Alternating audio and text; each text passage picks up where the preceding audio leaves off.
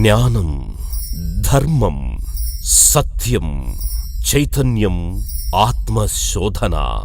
సమాధానం దొరకని ఎన్నో ప్రశ్నలతో మనిషి మనసులో ఓ అజ్ఞాన తిమిరం, ఆ అంధకారాన్ని పటాపంచలు చేసే కాంతిపుంజం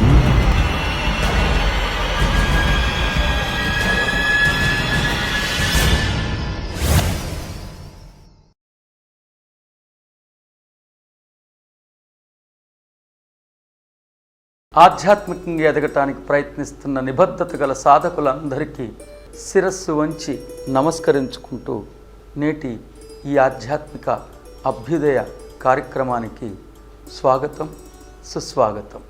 మనమందరం ఇప్పటికే అనేక అద్భుతమైన విషయాలని తెలుసుకున్నాం. మరి ముఖ్యంగా ఏ క్షణమైతే ఒక సాధకుడు నేను అతి సాధారణమైన శరీరాన్ని కాదు, ఒక అద్భుతమైన ఆత్మని అర్థం చేసుకుంటాడో ఆ క్షణం నుండి ఆ సాధకుడు చింతనాశీలుడిగా మారిపోతాడని, ఆ సాధకుడి మదిలో అనేక సందేహాలు పుట్టుకొస్తూ ఉంటాయని, మరి ముఖ్యంగా ఆత్మ ఆవిర్భవించడం, ఆవిర్భవించిన ఆత్మ చేసిన ప్రయాణంలో సమపార్జించుకున్న జ్ఞానం, ఆ జ్ఞానంతో చేయగలిగిన సాహసాలు, అంత ఉన్నతమైన ఆత్మ ఈ కర్మభూమికి ఒక్కసారే విచ్చేసిందా, అనేక పర్యాయాలు విచ్చేస్తుందా? అంత ఉన్నతమైన ఆత్మ ఈ భూతలానికి విచ్చేయటానికి వెనుక ఉన్న ముఖ్య లక్ష్యం ఏమిటి? ఆ ఆత్మ తన లక్ష్యాన్ని సాధించుకుంటే సిద్ధించుకునే స్థితి ఏమిటి? వీటన్నిటి గురించి సనాతన సాంప్రదాయంలో ఋషీశ్వరులు మానవాళికి అందించిన అద్భుతమైన జ్ఞానామృతాన్ని ఆస్వాదిస్తూ ఉన్నాం. అందులో భాగంగానే ఆత్మ ఆవిర్భవించడం, ఆ రహస్యాన్ని పెద్దలు ఓంకారం అనే ఏకాక్షర మంత్రంలో ప్రవచించారని, ఆవిర్భవించిన ఆత్మ చేసిన ప్రయాణం సహస్రార సహిత షట్చక్రముల్లో మానవాళికి అందజేశారని, ప్రయాణంలో సమపార్జించుకున్న జ్ఞానమే ప్రణవసహిత పంచాక్షర మంత్రమని, అదే ఓం నమః శివాయ అని, ఆ జ్ఞానంతో చేయగలిగిన సాహసాలు అదే సృజనాత్మకత, సృష్టి అని, అంత ఉన్నతమైన ఆత్మ ఈ భూతలానికి విచ్చేయటానికి వెనక దాగి ఉన్న లక్ష్యమే ధర్మమని, ఆ ధర్మం నిర్వర్తింపబడిన తర్వాత, ఆ లక్ష్యం నెరవేర్చుకున్న తర్వాత ఆత్మ పొందే స్థితే ఓం శాంతి శాంతి శాంతి అని కూడా మనం ఇప్పటికే తెలుసుకున్నాం. ఇవాటి రోజు మరింత ఉన్నతమైన జ్ఞానాన్ని అర్థం చేసుకునే ముందు, అధ్యయనం చేసే ముందు, అంతరంగంలో ప్రతిష్ఠం చేసుకునే ముందు శంకరాచార్యుల వారు వివేక్ చూడమని గ్రంథంలో ప్రవచించిన ఒక అద్భుతమైన జ్ఞానంతో శ్రీకారం చుడదాం. స్వస్వరూప జ్ఞానం అవగతమైతే వేర్వేరు రూపాల్లో ఉన్న బ్రహ్మ, విష్ణు, మహేశ్వర, ఇంద్రాదులే కాక సకల చరాచర విశ్వమంతా ఆ పరబ్రహ్మ స్వరూపంగానే దర్శనమిస్తుంది అని తెలియచేశారు. కాబట్టి మనం వెళ్తున్నది సరైన మార్గమే. మనం గీతాచార్యులు ప్రవచించినట్లుగానే, శంకరాచార్యుల వారు ధృవీకరించినట్లుగానే మన ఆధ్యాత్మిక ప్రయాణాన్ని కొనసాగిస్తున్నాం.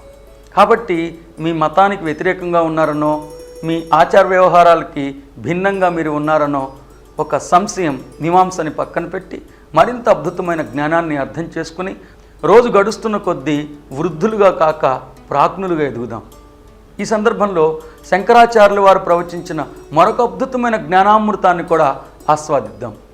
శ్రీ శంకరాచార్యుల వారు వివేక్ చూడమని అనే గ్రంథం 339వ శ్లోకంలో అఖండ విశ్వమంతా తానేనని తెలుసుకొనుటే బంధ విముక్తిని కలిగిస్తుంది. ఈ భావనకు మించిన భావన మరి ఒకటి లేదు. దృశ్యమాన జగత్తుని బహిష్కరించి ఆత్మను అచంచలంగా అంటిపెట్టుకొనటం వలన మాత్రమే ఇది సాధ్యమవుతుంది.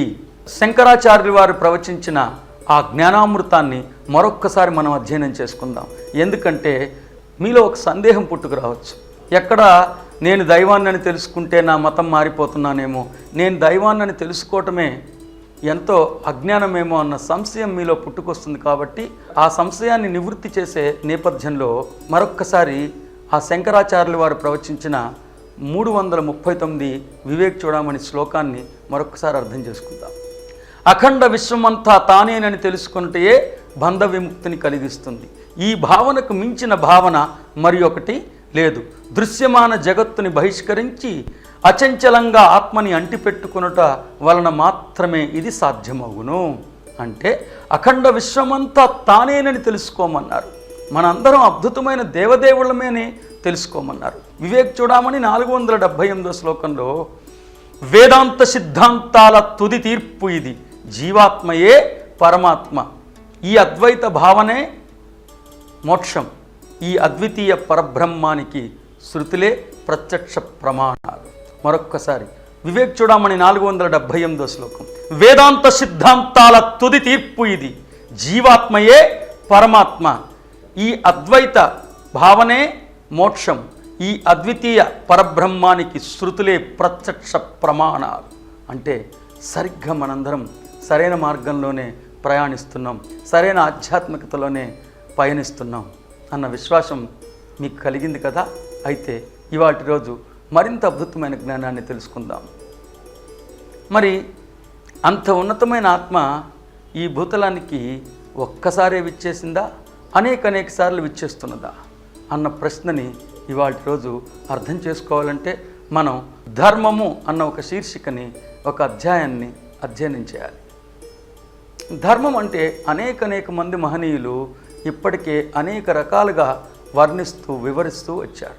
మరి ధర్మం అన్న అంశంలో దాగి ఉన్న ఆ నిగూఢమైన తత్వాన్ని, రహస్యాన్ని చిలికి ఆ నవనీతాన్ని ఇవాళ ఆస్వాదిద్దాం.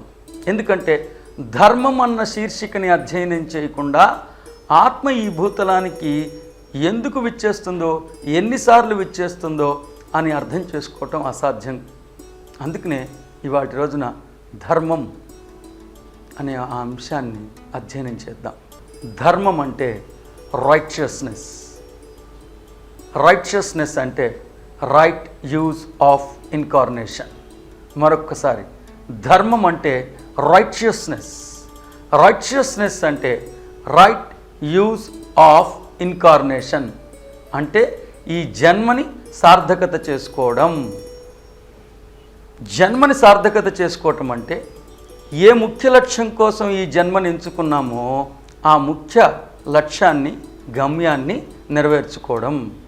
మరొక్కసారి, ధర్మం అంటే రైచియస్నెస్.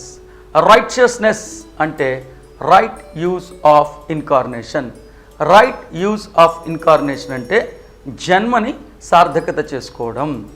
జన్మని సార్థకత చేసుకోవటం అంటే ఏ లక్ష్యం కోసం, ఏ గమ్యం కోసం ఈ జన్మని ఎంచుకున్నామో ఆ ముఖ్య లక్ష్యాన్ని, గమ్యాన్ని ఈ జన్మలో నెరవేర్చుకోవడానికి నిజాయితీగా ప్రయత్నించడం. సరిగ్గా దాన్నే ధర్మము అంటారు. మరి ఇప్పుడు సాధకుడి మదిలో మరో సందేహం పుట్టుకొస్తుంది. ధర్మం అంటే జన్మని సార్థకత చేసుకోవటం అని చెప్తున్నారు కదా. జన్మని సార్థకత చేసుకోవటం అంటే ఈ జన్మని ఏ ముఖ్య లక్ష్యం నెరవేర్చుకోవటం కోసం ఎంచుకున్నామో ఆ ముఖ్య లక్ష్యం నెరవేర్చుకోవటమేనని చెప్తున్నారు కదా. మరి ఈ జన్మకి ఉన్న ఆ ముఖ్య లక్ష్యం ఏమిటి?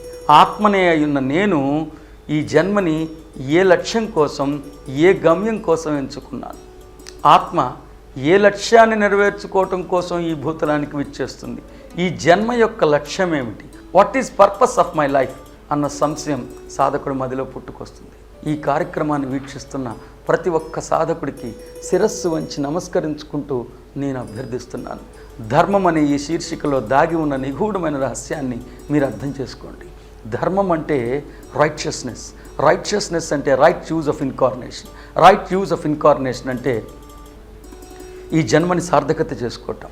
ఈ జన్మని సార్థకత చేసుకోవటం అంటే ఏ లక్ష్యం కోసం, ఏ గమ్యం కోసం మనం ఈ జన్మని ఎంచుకున్నామో ఆ ముఖ్య లక్ష్యం, ముఖ్య గమ్యం నెరవేర్చుకోవటానికి నిజాయితీగా ప్రయత్నించడం. ఇప్పుడు సాధకుడి మదిలో ఒక సందేహం పుడుతుంది. ఏ లక్ష్యం కోసం నేను ఈ భూతలానికి విచ్చేశాను? నా ఆత్మ ఏ లక్ష్యాన్ని నెరవేర్చుకోవటం కోసం ఈ జన్మని ఎంచుకున్నది? ఈ సందేహం నివృత్తి అవ్వాలంటే మీకు ఒక అద్భుతమైన జ్ఞానం అర్థమై తీరాల్సిందే.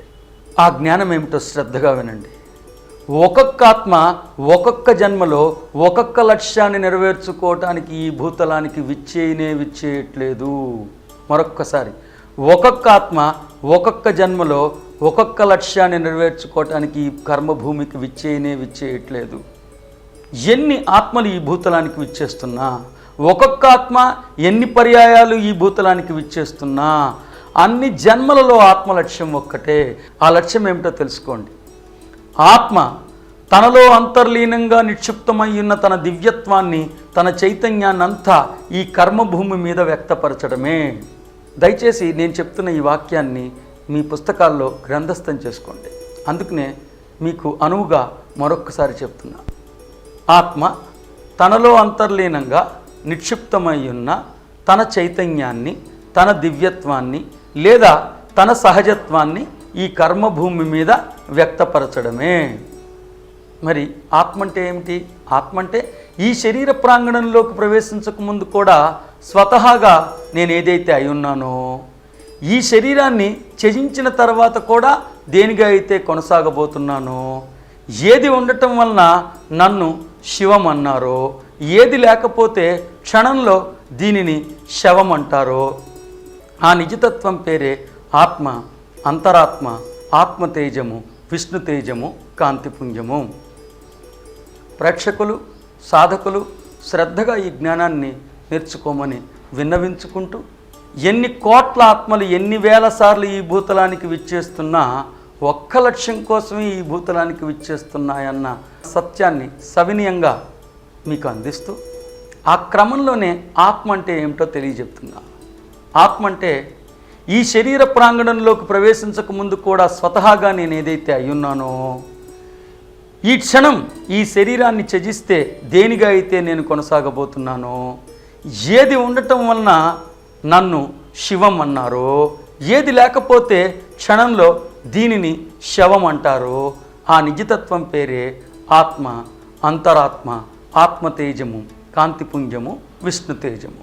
కాబట్టి ఆత్మ తనలో అంతర్లీనంగా నిక్షిప్తమై ఉన్న తన చైతన్యాన్ని లేదా తన దివ్యత్వాన్ని లేదా తన సహజత్వాన్ని ఈ కర్మభూమి మీద వెలికి తీసి వ్యక్తపరచడమే అని అనుకున్నాం. కాబట్టి అందులో ఆత్మ గురించి తెలుసుకున్నాం. మరి చైతన్యం అంటే ఏమిటి? చైతన్యం అంటే అనేక మంది అనేక రకాలుగా వివరిస్తూ వచ్చారు. చేతనమని, అచేతనమని, ఇలా రకరకాలుగా తెలియజేస్తూ వచ్చారు. ఖచ్చితంగా ఈ జ్ఞానం అర్థమైనప్పుడే మీ ఆధ్యాత్మిక అభ్యుదయానికి తోడ్పడుతుంది. నన్ను విశ్వసించండి. శంకరాచార్యుల వారు సైతం వివేక్ చూడమని 13వ శ్లోకంలో ఖచ్చితంగా తెలియజేశారు. గురువు చేసిన హితబోధల వలన తప్ప, సరైన తత్వజ్ఞాన విచారణ వలన తప్ప, నదీనదాలలో పుణ్యస్నానములు ఆచరించటం వలన కానీ, దానాల వలన కానీ, 100 సార్లు ప్రాణాయామాలు చేయటం వలన కానీ పరమసత్యం మీద నిశ్చలమైన విశ్వాసం కలగదు. సరిగ్గా ఆ గురువు చెప్పిన జ్ఞానాన్నే ప్రేమతో, నిస్వార్థంగా, నిష్పక్షపాతంగా, నిజాయితీగా మీకు అందిస్తున్నాను. We are just trying to know what is the true meaning of consciousness. Consciousness అంటే, చైతన్యం అంటే, ఆత్మ ఓంకారం అనే తన పుట్టినింటి నుండి ఆధ్యాత్మిక ప్రయాణాన్ని ఆరంభించి 7 ప్రకంపన వేగాల్లో ప్రకంపించి లేదా 7 జన్మల్లో జన్మించి జీవించి సమపార్జించుకున్న జ్ఞానాన్నంతా ఆధ్యాత్మిక పరిభాషలో చైతన్యం అంటారు. The knowledge enriched by the soul in 7 levels of vibrations from the alpha state till the earth planet can be termed as consciousness. మరొక్కసారి చైతన్యం అనే అంశంలో దాగి ఉన్న నిగూఢమైన సత్యాన్ని మీకు తెలియజేస్తున్నాను. నేను మళ్ళీ మీకు విన్నవించుకుంటున్నాను. ఈ జ్ఞానాన్ని విన్నంత మాత్రాన, ఈ సత్యాన్ని విన్నంత మాత్రాన నిద్రాణంగా ఉన్న మీ కుండలిని శక్తి జాగృతమై ఉన్న చైతన్య స్థితి నుండి ఉన్నతమైన చైతన్య స్థితికి ఎదిగి తీరుతుంది. అతి సాధారణమైన మానవత్వంలో కొట్టుమిట్టాడుతున్న మనం జ్ఞానపు సుప్రభాత గీతికిని విని మన నిత్యత్వ, నిజతత్వ, నిర్మలత్వపు స్థితిని పునఃప్రాప్తించుకోవటం సుసాధ్యమే. చైతన్యం అంటే అర్థం మరొక్కసారి వినండి. ఆత్మ ఓంకారం అనే తన పుట్టినింటి నుండి ఆధ్యాత్మిక ప్రయాణాన్ని ఆరంభించి 7 ప్రకంపన వేగాల్లో ప్రకంపించి లేదా 7 లోకాల్లో జన్మించి జీవించి సమపార్జించుకున్న జ్ఞానాన్నే ఆధ్యాత్మిక పరిభాషలో చైతన్యం అంటారు. ఈ చైతన్యమే సరస్వతి అంటే. సరస్వతి అంటే సర్వం తెలిసిన స్థితి. ఈ చైతన్యమే సరస్వతి. ఇవాటి రోజు మనం ధర్మం అంటే ఏమిటో తెలుసుకున్నాం, ఆత్మ అంటే ఏమిటో తెలుసుకున్నాం, చైతన్యం అంటే ఏమిటో తెలుసుకున్నాం. మరి ముఖ్యంగా అనేక ఆత్మలు అనేక సార్లు ఈ భూతలానికి అనేక లక్ష్యాల కోసం విచ్చేయట్లేదని, ఒక్క లక్ష్యం కోసమే మనం ఇన్నిసార్లు ఈ భూతలానికి విచ్చేస్తున్నామని, ఆ లక్ష్యం నెరవేర్చుకుంటే మళ్ళీ ఈ భూతలానికి రావాల్సిన అవసరమే లేదని, మళ్ళీ మన ఉన్నతమైన పుట్టినింటికి తిరిగి ప్రయాణం అవ్వచ్చని తెలుసుకున్నాం. ఈసారి మళ్ళీ మనం కలుసుకున్నప్పుడు ధర్మం గురించి, ధర్మబద్ధమైన జీవితం గురించి మరిన్ని ఉన్నతమైన అంశాలని తెలుసుకుందాం. శరీరం అనే వేదిక మీద దివ్యత్వం అనే వేడుక చేసుకోవటానికి దిగివచ్చిన దేవదేవుళ్ళందరికీ శిరస్సు వంచి నమస్కరించుకుంటూ నేటికి స్వస్తి. శ్రీ వివేకానంద గారిచే నిర్వహించబడుతున్న శిక్షణా తరగతులు విజయవాడ, ఏలూరు, రాజమండ్రి, హైదరాబాద్, రాయవరం, ఖమ్మం, తిరుపతి, కాకినాడ, గుంటూరు, అమలాపురం, వరంగల్, సూర్యాపేట, కోదాడ, ముంబై. మీరు సంప్రదించాల్సిన ఫోన్ నంబర్ 9848258366.